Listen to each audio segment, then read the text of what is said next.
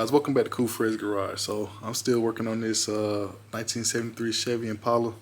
So thank you guys for checking out Cool Fred's Garage. Thank you guys for liking the videos and subscribing to the channel. So what I'm doing, I'm just trying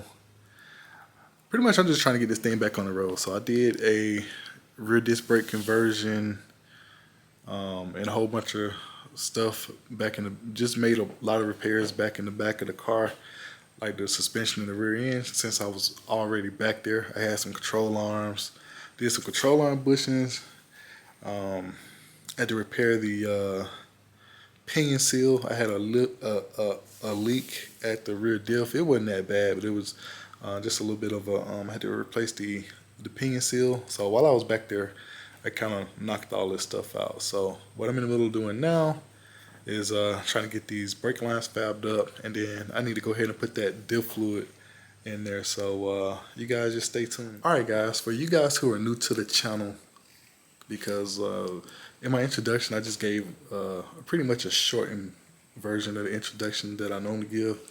But Cool Fred's Garage is a video vlog series that I've been doing now for probably a little bit over a year. Pretty much on this channel I primarily work on most of my cars. Sometimes I'm working on stuff for, you know, friends or family, but primarily on this channel it's just me working on my truck or me working on my 73 Chevy Impala. So just doing different things to that. But just to give you guys an overview of what I have been doing on the 73 Chevy, I'm about to go out there and show you guys. Alright, so for you guys who are new to the channel, first time dropping by, I got like a lot of boxes here. They're empty. It's the wood work set. That's pretty much the main job that I was doing, that I wanted to do to the vehicle. So it's like a rear disc brake conversion kit with some 12.19 rotors, 4-piston caliper. So for you guys who are interested in stuff like that, I'm gonna go show you guys the car. So this is it's almost complete, but it's not exactly complete yet. Still gotta finish up some of the brake lines, but pretty much it's about 75%, 80% there. So this is my 73 Chevy Impala.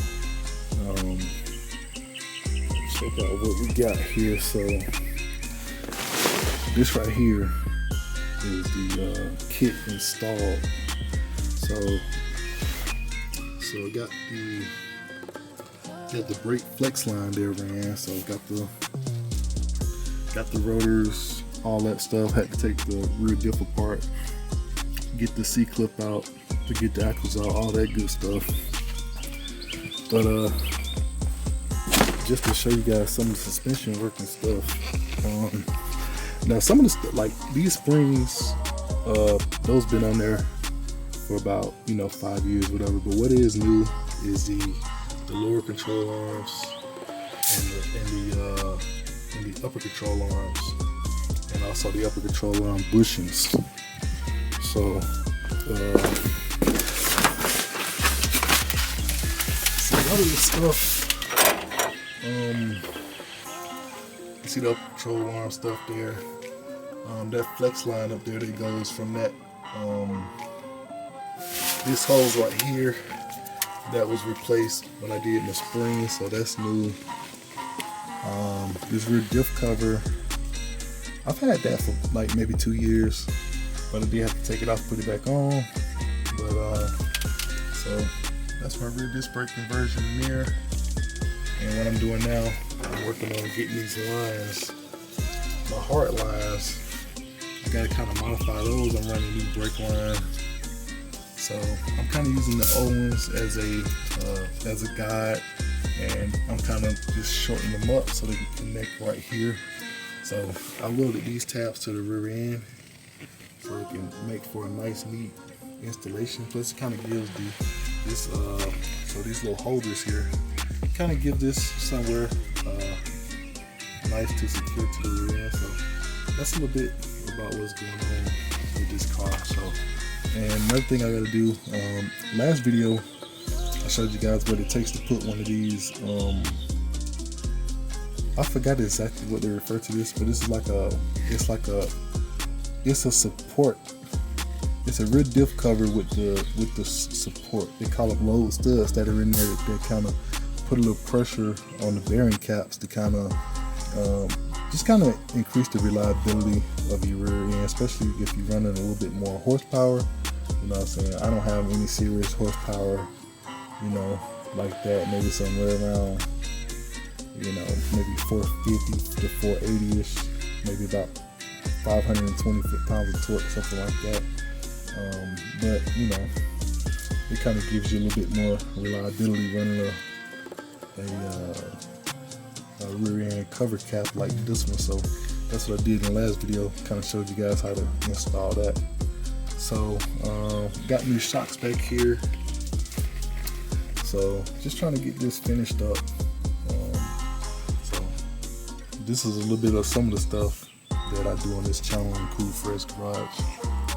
Alright, so still working on this brake line. I did test fit it. It's kind of maybe a little bit too long. I need to shorten it up a little bit. So I'm still playing around with that, but what I'm gonna do first is just go ahead and put that diff fluid in. Alright, so in the last video I talked a little bit about this, I talked about the rear diff fluid, but mainly I was talking about this, this is like they call it it's a pump and extractor. So it's gonna help me put the rear diff fluid in my rear end, and this is my first time trying this particular one out. Now the good thing about this one is this one right here, it's a lot larger than a lot of them that's on the market, but it's not the super big one, but it's not the super small one either, because the one that I use at work, that's like 200 and I want to say that's 250 milliliters. This right here is 500 milliliters, so this right here is going to make it a lot quicker to fill it up. So I'm about to try it out, and I'll let you guys know how it works out. Alright, here we go. So I'm gonna see you know, basically just how this tool works, just see how I know how it works because I've used them before, but I'm just talking about the efficiency of it, like how quick it's gonna take me to suck the fluid actually in here. So but it do come with a few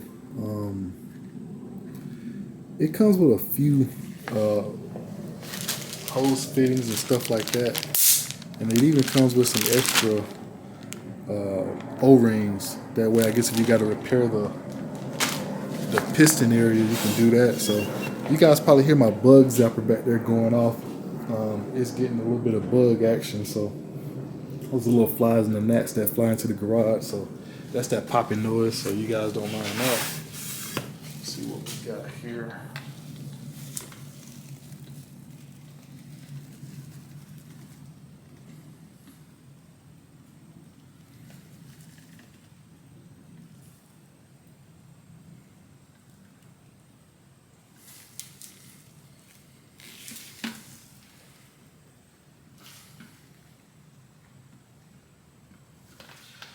So that diff fluid is a little bit on the thick side, so you do have to really pull to get it out. But I got this thing mostly filled up.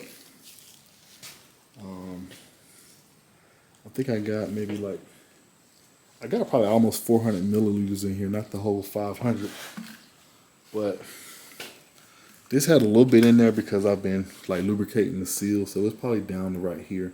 But I mean, it's more than halfway sucked out. So the thing is that I think I'm enjoying about this one is that it's gonna take me a lot less times to actually fill that diff. So versus using the smaller one, I can be able to fill this up more efficiently and quicker. So that's the goal. The other thing I like is I can take this versus coming back and forth. I can just take everything out there and put it under the car, and I'll be able to get everything knocked out in one setting. So I can take my diff fluid. So that's what I'm about to do now. I'm just kind of gonna organize everything. I gotta get a tool to take the diff plug out, but I'm gonna take everything out there, set it under the car, and I'm gonna put it in and show you guys. Just basically, I guess I'm just gonna report back on what I think of, about using this particular tool. Because like I said, I did have I believe, like the one I got at work, the Mighty Vac. It's 250 milliliters, so I have to do double the amount of work. So basically, imagine only sucking about this much fluid versus this much right here. So let's say if this takes me, I think I've pretty much, this one takes, I know it takes about 2.5 liters. So I wanted to say it took me around 8 or 8.5 times with the smaller pump, but this pump right here, I should be at around 4.5 to 5. Hopefully, we'll see. All right. So the other cool thing about this style diff cover is the ease of service. So it's very easy to put fluid in it and drain the fluid out. Because you got a drain plug and a fill plug. So the rear end is equipped with a fill plug on like this side up here. Basically, it's kind of on the top, buried in there. It can be a little tricky to get to, but it does have one. But I'm just gonna crack this plug loose.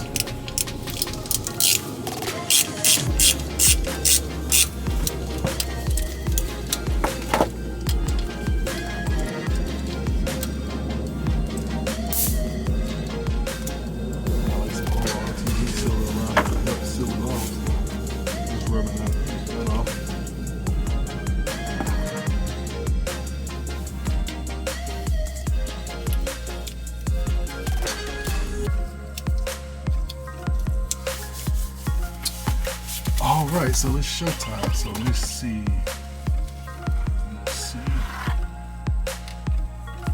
What this thing does. So this is it over here. So I got this little thing. I'm just gonna push it. Just put pressure on it. And it's gonna put the fluid in there. So some people use the pump style.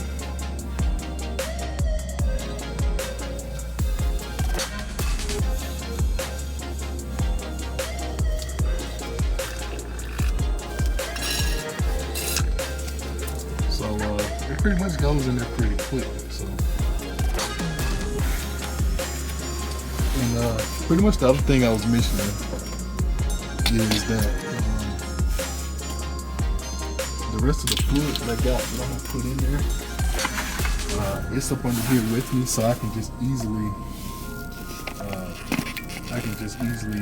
get my fluid and suck it up into the bottom. All right, so this time I got the fluid extractor full, so it pretty much took everything that I had. It got all the rest of it out of the bottle, and it filled it up this time to the whole 500 milliliters. But it does take some pressure or some force to pull it back.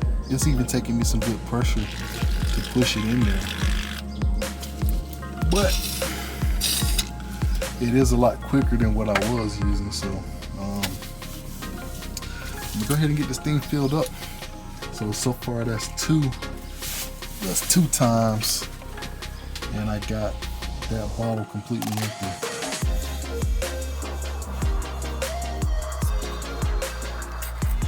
Alright, so I've already put 4 in there. Well, 4. Basically, I got 2 bottles in there right now, so that's 4. That's pretty much 4 times filling. Right now, I got a half a bottle in this one right now. So I'm just gonna fill it up until it trickles out of that hole right there. Alright, so this right here is actually the rest of the bottle. So this right here actually should It shouldn't take too much more before it starts coming out of that hole.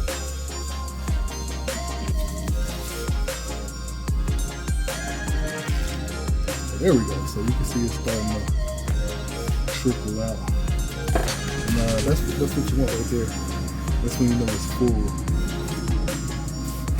Alright, so what I found to be the most helpful with that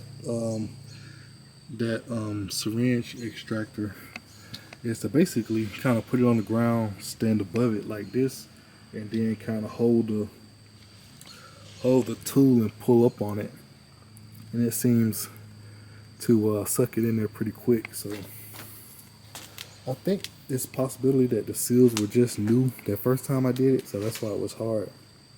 It still is. It still does take a little bit of might, you know, so you actually got to kind of pull on it.